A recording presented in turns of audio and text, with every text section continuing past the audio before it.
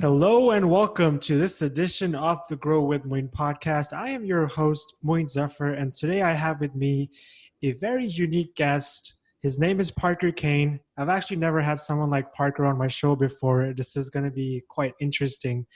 Parker went viral over 3 years ago, and he's called Mr. McDubstep, according to some commenters on his videos. His video that went viral has received over 1 billion views now on the internet. Parker is not just a beatboxer, he's a musician, he's a speaker, and the host of the Upbeat podcast. Parker has also been on TV shows like America's Got Talent, The Steve Harvey Show. He's also been featured on different articles like MTV, The Huffington Post, and Daily Mail. Apart from that, Parker also has a really nice message, and he wants to encourage youth to follow their dreams. Parker, welcome to the show. Thank you, Moin. Thanks for the introduction, too. Thanks for having me on your show. It's a pleasure. Of course, man. It's an honor to have you on here as well. So let's dive right into this, man. Let's talk about your viral experience when you went viral on Facebook. Let's talk about the video. What was it? And let's talk about beatboxing as well. Yeah. Awesome. Yeah, thanks. It was in 2015. It was actually the 5-year anniversary just the other day, this October 5th was the day that it went viral in 2015. And we just crossed that day here in 2020. So 5 years ago it happened. For those who haven't seen it, it was me beatboxing in a McDonald's with a McDonald's cup, using the straw to beatbox into and change the pitch and make different sounds with it. And it ended up sounding a little bit similar to dubstep. And so, yeah, like you said in the intro, a lot of commenters were commenting, oh, we should rename this video McDubstep. And so I changed the name of the video to McDubstep per commenter's request, which was kind of fun. Totally unexpected for it to go viral, man. I was just being myself. I was beatboxing. I was goofing off in a McDonald's like I've done plenty of other times. And this time, one of the videos just took off and it ended up crossing over 1 billion views on Facebook, specifically because everybody was sharing it and it was seen so many times and shared so many times. And then, yeah, from that, the opportunities just started opening up for me, and I got to go on some TV shows, got to be featured on some shows, at least have the video played on some shows, got to start beatboxing and speaking at different like events for businesses and colleges and stuff like that. And it's just been an amazing journey. But I will say, we could dive into this a little more too, but it's not also as flattering as some people would think. I know a lot of people really aspire to have a viral video. And there's a few myths that we could bust about it that that are true and aren't true. So Yeah, for sure. Let's try to unpack your story here now. So let's first talk about beatboxing. How did you first get into it, and why do you do it?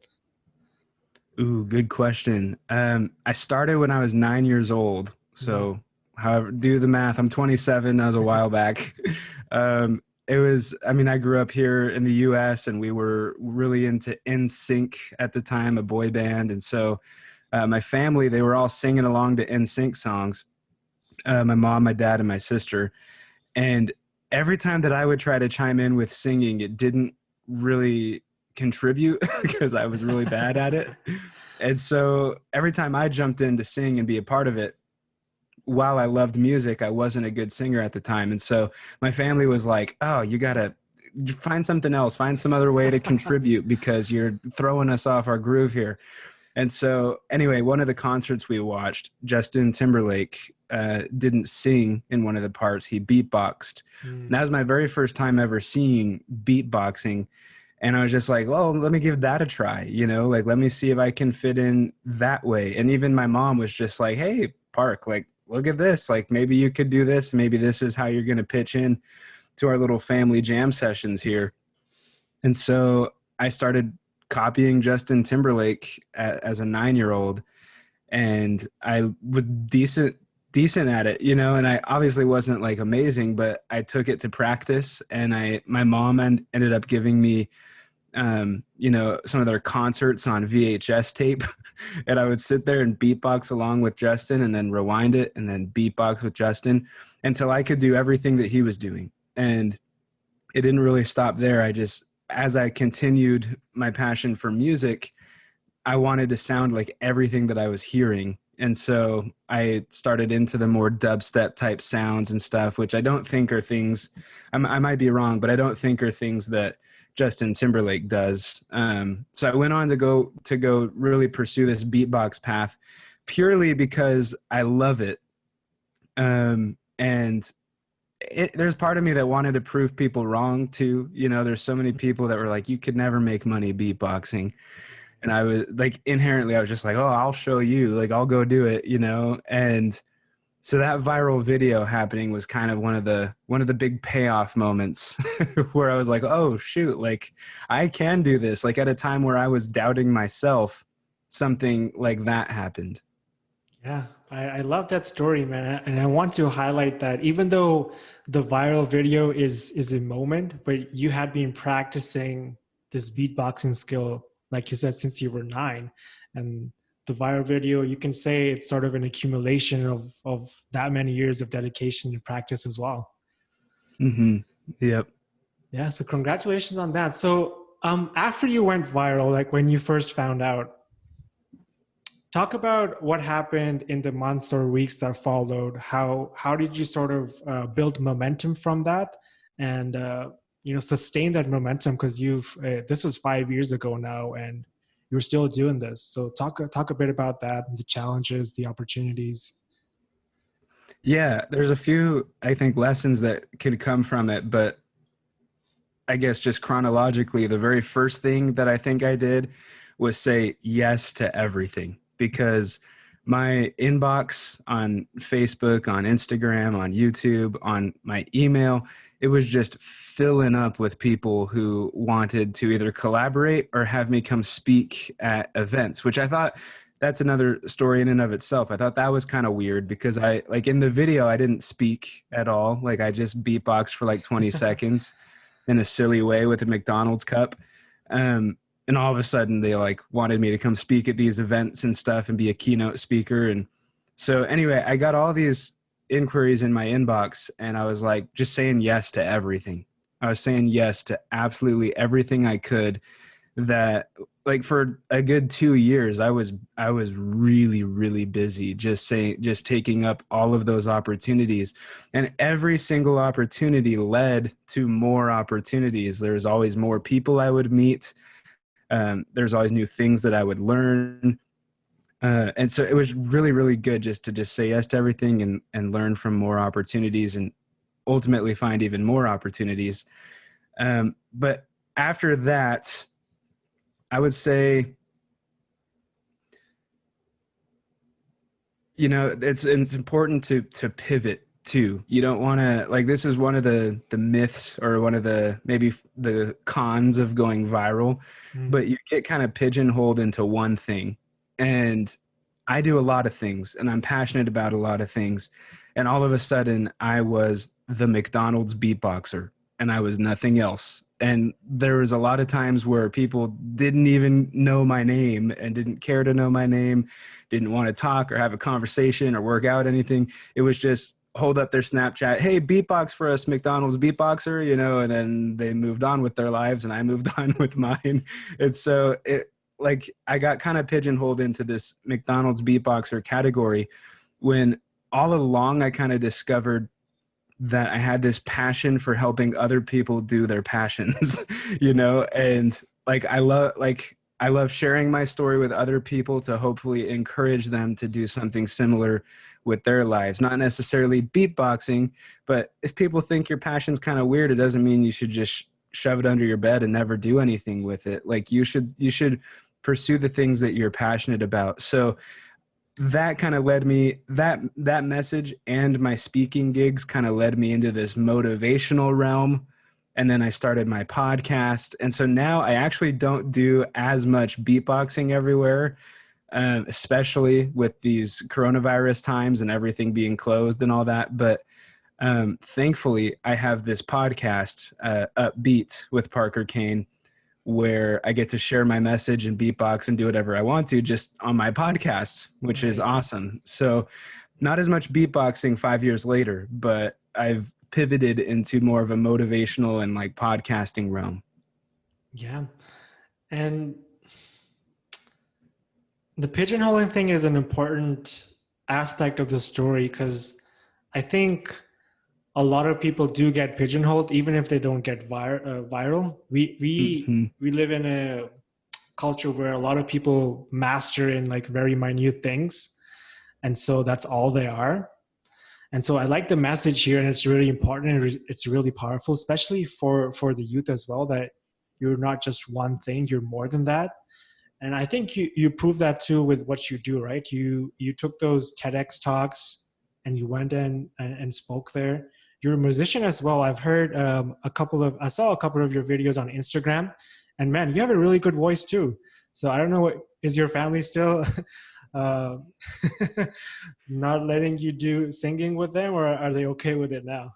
They're totally cool with it now. It's really funny. I was bad at singing probably until I was 21 or 22. Mainly because I never practiced it. I mean, I got so hooked to beatboxing that was pretty much all I focused on. And then like in high school, I did band and I learned a bunch of instruments like saxophone and French horn and the drums. And so I just never paid attention to singing because like I had this thought planted in my head that I am not a singer. I'm not a good singer. I'm never going to be a good singer. I had to find something new, which I found something new and ended up being way better in my opinion. And I love it. But when I was 21, 22, I was just like, I'm not living at home. I'm at college. I have a guitar. I'm going to try to teach myself guitar, and I'm going to try to teach myself to sing. And actually my favorite band of all time, One Republic, I literally just did my best to learn their songs on guitar and to match pitch with Ryan Tedder, their lead singer. And literally in 6 months ish, like I knew how to play guitar pretty well, and I was a singer now. And then I started making music videos where I wasn't just the beatboxer, I was also singing, and people were kind of flabbergasted. They're like, oh my gosh, like you can sing like that? Like, how come you've never done this before? And I was like, I just learned. That's why. That's amazing, man. And so I want to talk more about now the opportunities that lined up for you, and talk about let's say, I don't know, 3-4 years back when things were piling up. I'm sure you had to change and grow along with all the opportunities that were coming along. So what would you say was your biggest challenge in trying to keep up with everything? Did you have to change or tweak who you are or grow in any way? Was there any sort of support that you used to help you maintain this new level that you were entering into? Like, what was that? Great question. In regard to like physical health, I definitely wouldn't say I'm someone to provide any advice because I did not live the healthiest. I was eating out all the time, and like I'm a chubby dude. I need to start focusing on that. But in every other way, I think the most important thing I had to learn was balance, and not necessarily in the sense of just like scheduling things right, but mainly balancing the people in my life properly. At the time I was in college, I was a full-time college student. And this is a part of me that very few people know, but I was actually a CNA for work, which is a certified nursing assistant. And so I was full part-time to full-time, depending on the month, working as a CNA in an old folks home, going to college full-time with 16 credits, and having this viral video happen, and me traveling the country and going to these speaking gigs and stuff like that. So there was a lot going on. And so my schedule was crazy, but I just made sure that I allotted time specifically for phone calls. I mean, FaceTime and Zoom and all that wasn't as big as it is now, but I would have phone calls with my best friends, with my mom, with my sister, with my grandparents. And I would also, like, whenever I was at school, like, I'd try to get my homework done as fast as I could so I could hang out with my friends while I was there. But where I want to pivot with this one, balancing people, I had to learn to introduce people all the time, because in my town where I was at, everybody knew me now because of that video. And I couldn't go anywhere, literally anywhere, without people being like, oh my gosh, like, you're the guy, you're the guy, you're the guy. And it was such, I mean, it's a small college town, but people even knew, like, I had to move apartments because people knew what apartment I was in. Wow. And I had people just like constantly coming over wanting to meet me. It was really, really crazy. And sometimes, like, there was so much of a spotlight on me that, like, my friends and family felt invisible, felt completely insignificant, felt like I didn't care about them anymore, and that I just wanted all this attention, or that people didn't care about them and they just wanted to focus on me. And so I had to learn really, like, quickly, because I love my friends and family, you know, like, I had to learn really quickly to just include them in everything I did. Like, when people came up to me and asked for a picture, I'm like, oh, hey, meet my friend, meet my sister, meet my roommate. Like, these are the people I'm around, you know, like, we're all close. We're all normal people, you know, which is another challenge. You asked about challenges. And this is one of the things I alluded to in the beginning too. And I said there's a few myths. People think that when you go viral, your life just changes and that you are a completely different person. You're rich now. You live in Los Angeles in some super nice house. It's like, no. My life didn't change at all. I was still a college student. I was still eating ramen with my roommates. I was still broke. Like, the only thing that changed is I was busier and, like, more people knew me. That was pretty much the only thing that changed. And so I had to live with this kind of stigma of people thinking I'm something else and me having to prove to them, like, no, I'm a normal dude. Come over for a game night. We'll have dinner. We'll talk. You can meet my family and my friends. Like, I'm not just some, like, celebrity now, you know? Yeah, that makes sense. And it's kind of funny because I saw a post by Dr. Mark Hyman, and he was posting about mental health. And he quoted that even when you are surrounded by people, you can still feel lonely because of the quality of the people that are around you. And I think you kind of touched on that because you mentioned your family and your friends, and you talked to them at every opportunity you got because you were with them, even though you were with people most of the time, but it was the quality of the experiences that mattered to you as well, right? Yeah, well, and just different objectives, you know, like, at the events that I'm at, I'm very stoked to be there because it's a bunch of like-minded people who are entrepreneurial and starting podcasts and getting stuff done, launching businesses.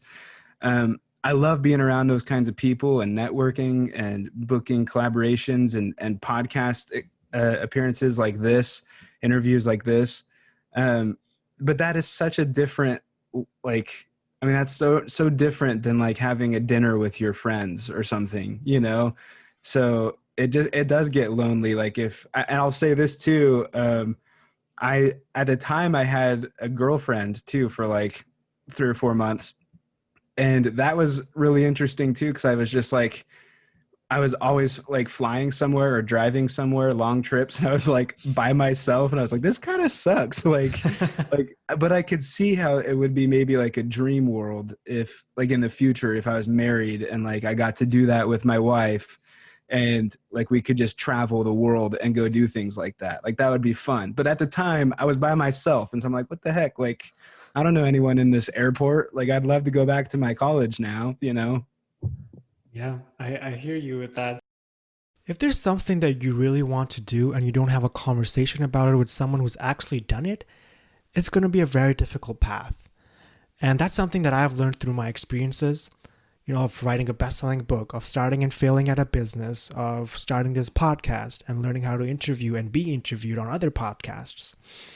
And so I want to tell you that I had help. I had a lot of help to get to where I am today. And I want to offer that back to you. Everything that I've learned through my experiences, hundreds of hours of personal development, and having something in mind and actually going out and doing it, I want to offer that back to you. So if there's something that you really want to do and you think I can help you out with that, reach out to me and book this 30-minute call. It's absolutely free. There's no commitment, and I'm not going to sell you anything here. All I'm doing is seeing if there's any way I can add as much value to your life as I can.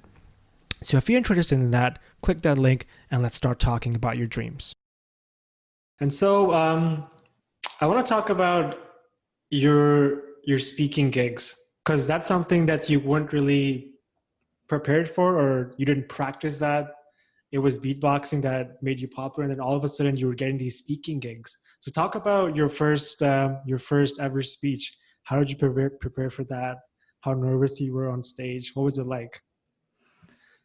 I'm very lucky because my first talks and even speeches today are usually about my story of going viral and like how I went from like this small town Idaho kid to beatboxing in a McDonald's commercial and then being like on a TEDx stage and stuff. Like a lot of the times it's just explaining my story to people. And so getting started, I was very lucky because I could just, tell my story and not feel nervous because I'm not trying to like remember lines or something, or like remember what slide is up next. Like I was just sharing my story. So it wasn't super difficult in the sense that I was nervous, but I'd been on stage a lot because of music and beatboxing. So I was used to being on stage. And then when it came to speaking, I was already, I guess, prepared to share my story with people and just not hold anything back. However, there's been like a refining process, like there have been some times, even recently, where I've had to talk about things that I'm not as much familiar with. Like I'm familiar, but like I haven't had 5 years of experience talking about that thing. And so I'm really building structure of how I want to portray these messages the best and most effective way, like make my story part of it, like at the beginning, and then transition to like the main message and like the main takeaways. That has been a transition because I want to make sure I deliver the most quality thing ever when I'm performing somewhere or speaking somewhere. But it's definitely a refining process. And in those situations, I'm much more nervous too. And so I'm trying to work on my nerves when I speak about things other than my story. Yeah, that makes sense. And I completely didn't connect the dots there because you did perform on stage as a beatboxer. And so speaking was another branch, but you still had that experience of being in front of people. So that's cool. So, being here now and, 4 or 5 years later, I wanted to ask you if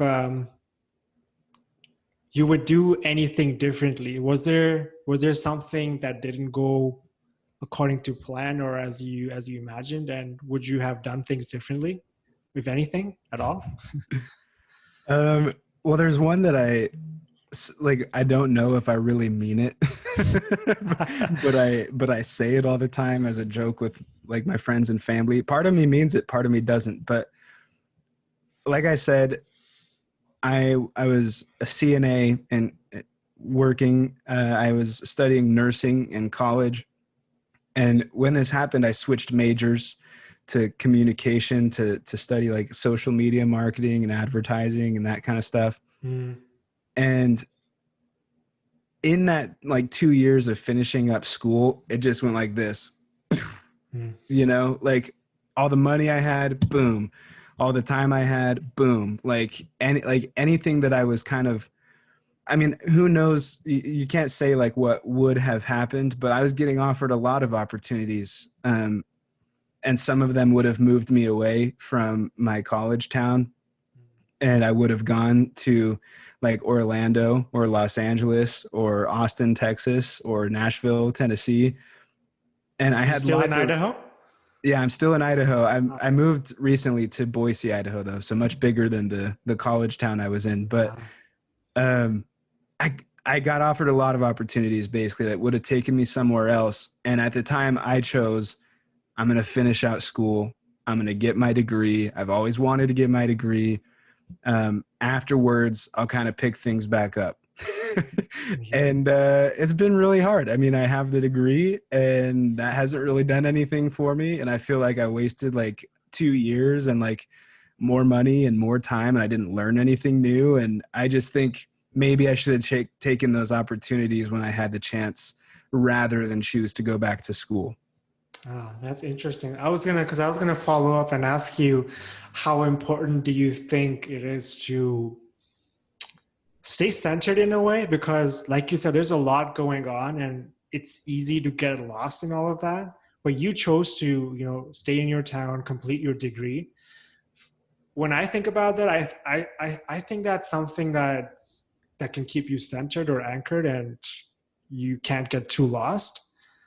But you're saying that you would rather have gone with all the opportunities instead. Well, when you're telling the story, I think of it as, wow, that kept him really centered and possibly even got you, here 5 years later.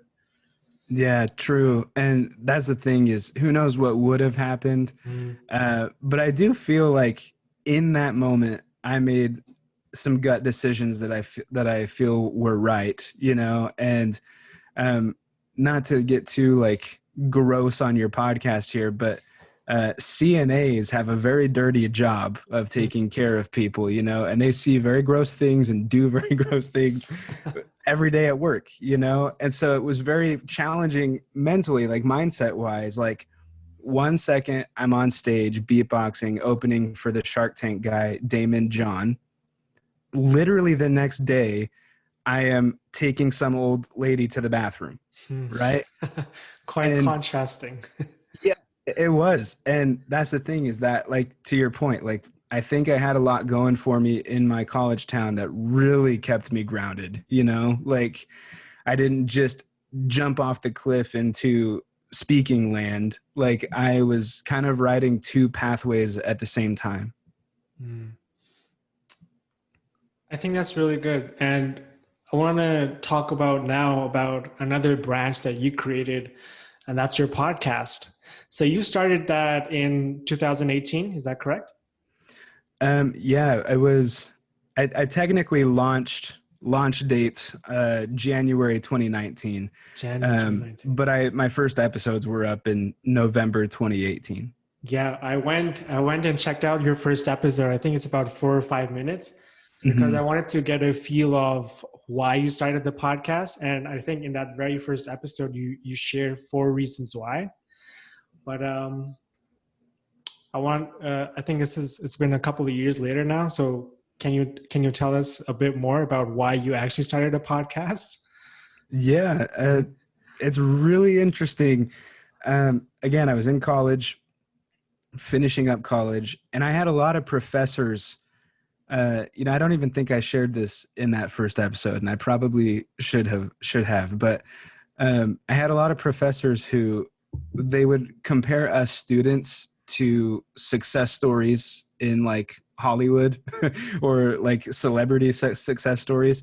So they would try to encourage us to really double down and work hard and become something great because Eminem did it, Michael Jordan did it, J.K. Rowling did it, you know, uh, those success stories, which I love those stories. They inspire me, coming from nothing, becoming one of the best rappers in the world, if not the best rapper in the world, being the best or most iconic like basketball player in the world or author in the world.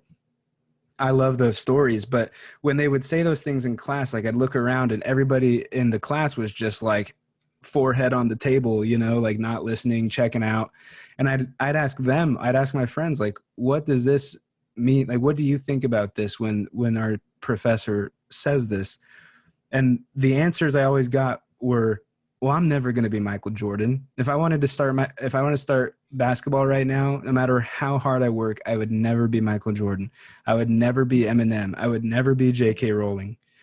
And I think there's just this light that came to me at that time where I was like, this is more of a blanket statement, like I'm covering the entire world here, but I'm just like, I think generally people like look to celebrities and like people in the public eye as success stories, and if you're not that, then you're just not successful and you're not anything. And so I know that's not true, and I wanted to start something, and at the time I didn't know it was a podcast, but I wanted to start something that highlighted success stories of everyday people, people who are your neighbors who are making $300,000 in their basement, like selling stuff on Amazon. Or there's one of the girls in my podcast, I think it's my fifth episode. She designs color books, and she kills it. Like her whole family's living, her husband doesn't have to work anymore. Wow. Like her whole family's living is her like building coloring books and selling them to people online. And entrepreneurs, people starting their own businesses, like there's people out there who are millionaires, who are success stories, who live a life doing exactly what they want to, when they want to, with who they want to. And they're not celebrities. They're not people that you see on Instagram all the time. And so my original goal was to find people like that and highlight their stories. Now, if I got the chance to interview celebrities, I'd be totally game for that. I just think I'd stick to more of like who they were before they were famous and like how they got to where they are today, kind of a thing. Yeah. But that was one of the main reasons. Another reason is I also had a pretty big surgery before I started my podcast. And going into the surgery, they told me that I literally might not be able to beatbox or sing at the same level that I was. Like I wouldn't be able to get it all the way back to where I was. And I knew I'd have like a 3-month recovery and I'd be out of the speaking game for a while. And so I was just like, well, what's something I could do that's like speaking, but I don't have to leave? It was like podcasting. I could podcast from anywhere I want to and do the same thing that I would do on stage, you know? So that was another thing that led to the podcast. As far as the name of the podcast, Upbeat, I just wanted that to be kind of some wordplay with beatboxing and music and being optimistic and cheerful and, being excited to pursue the things that make us upbeat and happy and the things that we're passionate about, So ultimately, those are all the reasons why I started the podcast. And my hope with the podcast is that it reaches people and inspires them to at the very least, make some time for the things that they enjoy doing, make some time for the things that make them upbeat. Because I know it's not just the situation for everyone where they can quit their job and go do what they love just like that, right? Yeah. But even if you're busy, you can still make time for it. Yeah, I absolutely love that message and that why you have. And it kind of reminds me of why I started a podcast and why I do some of the things that I do. And it's the same reason. People think that, someone who's done something is on a different level, which they might be, but it doesn't mean that they're so far off that you can't even think about doing that yourself. And I looked at myself, and I still do, as like a regular person. And that was one of my main motivations of writing a book. It's like, if people can see that I can write a book, then anyone can do it. And that was the main intention behind it. So I absolutely love your why power. It's powerful and inspiring at the same time. Thanks, man. Yeah, you're welcome, man. And thank you for doing this, man. You're doing great work here. And so we talked about why you started the podcast, and pretty much you went on how as well, because you could do it from anywhere after your surgery, which was a big deal. How are you now? Are you able to beatbox? Are you able to sing? How are things? Yeah, I can do it, just not for like extended periods of time. Like I used to beatbox all the time, and now I kind of, keep some green tea close and prep for like a performance or something, where I could throw something down right now. I'd love to for you and your podcast, like at the end of this, but yeah, I can do it. Just I can't go on and on and on. Awesome, man. So I want you to, because you have the experience here of going viral, and I know a lot of people want to go viral, and for a lot of them who do, it's just a moment in time and then it's gone. But you've somehow managed to sustain it and build from it and build a brand from it.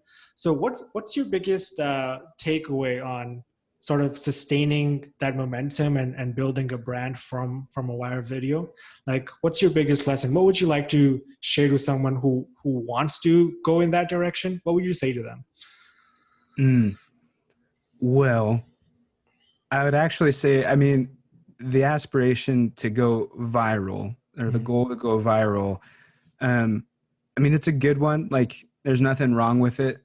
But I think the advice I'd give is to focus on what you do have and to make it the best that you can and be as consistent as you can, which is one of the things I struggle with. Is I'm a perfectionist, so I get focused on the quality and then I end up not posting anything. So I need to get better at that. But, you know, make it the best you can, be as consistent as you can, and focus the most on building a community around what you do, even if it's 50 people, even if it's 300 people, or, you know, I'm sure you and your listeners have heard of the 1,000 true fans rule. You know, just find 1,000 people that are true loyal fans of yours, that are going to buy your merch, that are going to watch every single piece of content you put out there. That is so much more important, in my opinion, than going viral and getting like a quick, you know, 20 seconds of fame and have it potentially just drop off and nobody cares about it anymore. You know, it's fun to go viral. And if you do go viral, like, definitely do some things to keep you grounded and balanced and not let it get to your head, and try to take that and use it as leverage and say yes to everything and try to build something out of it. But the fact is, I mean, going viral, you just can't predict it. So why live, you know, I was beatboxing, like you said earlier, I was beatboxing from the age of 9, like well before that video went viral. And I think had the video not gone viral, I'd still probably be beatboxing. You know, I'd still be pursuing the same things that I'm passionate about, because it's not like I was planning for the viral video to happen. Right. So I mean, it's a good goal, like if you really want that to happen. And I think nowadays with TikTok, like you could go viral on TikTok and it can be more of something that you have a goal to do. But I think there's better, more important goals that help you build something without having to go viral. Yeah. And I think you touched on something extremely important here, which is continue to work on yourself and refining your skills, whether or not you're going viral or not. And I think that's absolutely important. So I usually ask for people to give a message from the heart, but it sounds like you already said that. And so let's conclude our conversation. I want to thank you so much for being on the show. Where's one place people can find you and reach out to you? My website, parkerkane.co, Parker, Kane.co. And yeah, thank you, Moin, for having me on the show. I appreciate it. For sure, man. Thank you for coming on. And I'll put your website in the show notes so people can find you easily. And well, the stage is open if you want to do some beatboxing for myself and the listeners. We'd be happy to hear that from you. Yeah, and just to make sure, it's Moin Zafar or Zafar? Yeah, Moin Zafar. Moin Zafar, okay.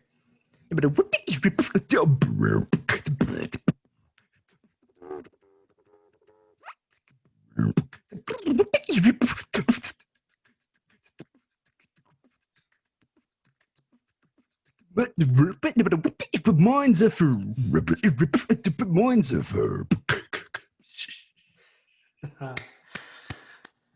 I love it, man. Thank you so much for sharing your talent here. I appreciate it. Yeah, thanks, man, for having me on. This was fun.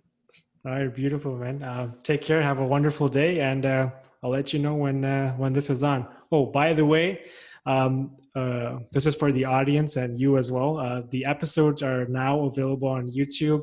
So I've just started a YouTube channel. So the last 5 or 6 episodes have gone up on YouTube. I'm doing video content now. So those of you who are already listening, if you want to put a face to the voice, you can just search for the Grow With Moin podcast on YouTube and find us there. Sweet. I'm going to go check it out right now. All right. Thank you, Parker. Awesome. Have a good day, man. You too.